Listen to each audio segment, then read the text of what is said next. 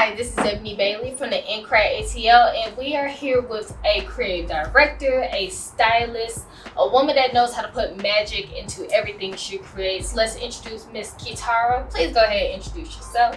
What's good? I'm Kitara, Amet, the goddess of Fyre, and this is In Crowd ATL.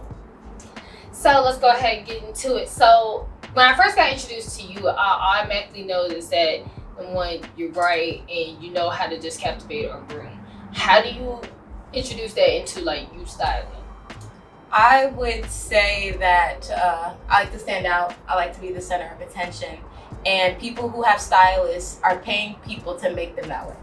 So I basically get paid to exchange my energy onto others so that they can kind of walk in the same light I guess I possess naturally.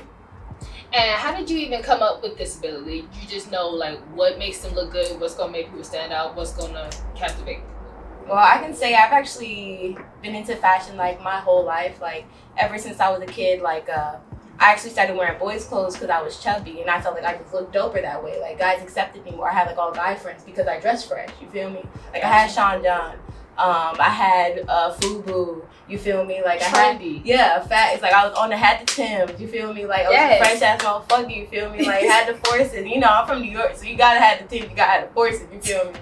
Like and so that kind of like gave me some understanding of like a masculine way of fashion.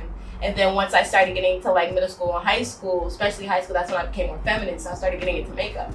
And I was doing like eyebrows for like $5 in the library type shit. You feel me? It was always a hustle. Always a hustler, you feel me? Got you.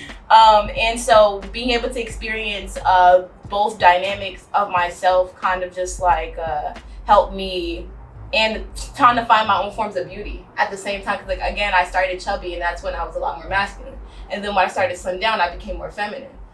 So being able to understand those two dynamics and then use that to my benefit, like through my artistry, is definitely what kind of like answers your question.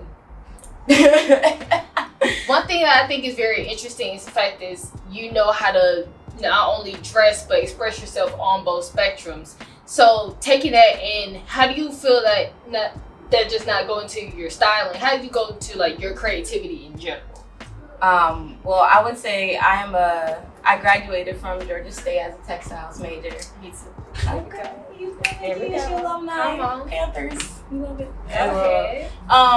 But I originally started off as a marketing major because I was a business major in high school. But art has always been a part of my life. Even when I was in high school, me and my homegirl had a photography company where I did style concept work and she did photography. That's amazing. In high school? Yeah, in high school. And at the same time, I was doing makeup and all that stuff. And then when I got to Georgia State, I was in Panthers Allure, which is a fashion organization that they had there, my freshman and sophomore year, while I was as a marketing major. Okay. And I was actually more interested in my after school life than my actual day-to-day school life. And that's when you knew it was time for the transition? Yeah. I actually took a semester off. It was like the most depressing part of my life, it really was, because I was like a dishwasher at Barcelona. And it was like a really cool experience because they really treated me like a motherfucking princess because I was like cute as fuck and I was like singing. They called me the songbird. I was like washing dishes and everything was organized because black women can do it all. We can do it. We can do it all. We can do it all. And that allowed me to really understand what I wanted out of life. You know what I'm saying? I was like, okay, I don't want to be in marketing anymore, or at least like not that portion. I got what I needed out of it, which was the information. But as experience and as expression level, where's my heart at? And so that depressional period kind of transformed me to wanting to do. I was like, at this point, I'm just gonna do what I want to do. And so I went back to school as a art major, and then got into the textiles program, and graduated with a bachelor's in fine arts. And my first exhibition was in Tokyo, Japan. What? And the first school exhibition, I won first prize. So I guess I am where I need to be. You feel me? That's a blessing. And speaking of blessings, one thing I've noticed about goes on into your creativity, you have a lot of spiritual elements. Can you talk about how you feel like that's very important for you to express within everything that you do? I have probably always considered myself a mystic, like my whole life for sure. Like all the like the Erykah Badu's, the India Aries, they kind of had these elements of African spirituality that kind of like connected me to a deeper truth of the world.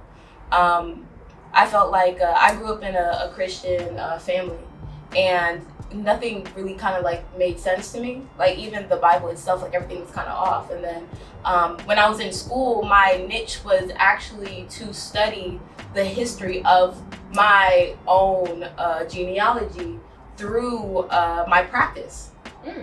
And so as a textiles major, I was specifically only focused on textiles that traced our history. And with that, I that's when I got a level of understanding for our even original belief systems, you know what I'm saying, which they consider spirituality, but to me, like Scientology is the physical manifestation of spirituality, is how we understand it. And so textiles uses some form of Scientology, and that's with numbers, that's with chemical dyes, that's with transitions. If you're taking a natural plant and you're making it into thread, fiber, if you're making it into a dye batch, like everything is kind of like universal. And that is how I came about into like getting into learning about EFIT, because also Black culture, textile wise, is really tapped into its religious and spiritual beliefs. Yeah.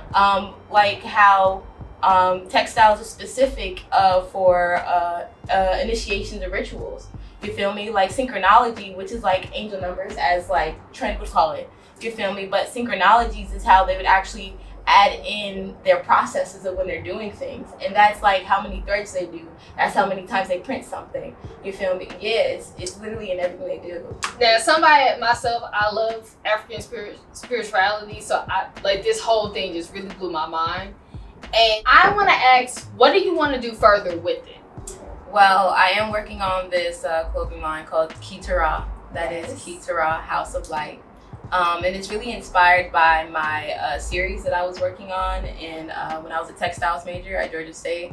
It was called Dimensions of a Do-Rag. And what it does is that it kind of took a simple do-rag pattern and it transformed it into a wearable sculpture. It's like wearable art. And the techniques and the materials that I use is definitely rooted in the history of Black culture throughout the diaspora. And that's kind of that inspiration, all that knowledge and skills that I've learned from that experience, I'm kind of going to implement into my clothing line. And high-key is going to be implemented into everything I do outside of my fashion line, and it's going to be into my customizations that I'm going to do for styling. It's going to be like the essence of me, but for sure it's going to be coming out of my clothing line, for sure. Which drops 2021, y'all, so be looking out. It's going to be really fire. It's definitely going to be one of a kind, because you never met a bitch like me. Come on. Black women in business, Black women doing our thing, all 2020 and 2021. So please go ahead and get ready for that. Go ahead and drop the social so they can go ahead and anticipate that. All right. Well, again, I am Kitara Amet. That is the goddess of Fyre. You can follow me at shecool.af, because I am. And my stylist page is goddess of Fyre. And that's about the gist, you guys. You feel me? It was good. Find her straight on Instagram. This is Ebony Bailey from the In Crowd ATL with Miss Kitara, and we are out.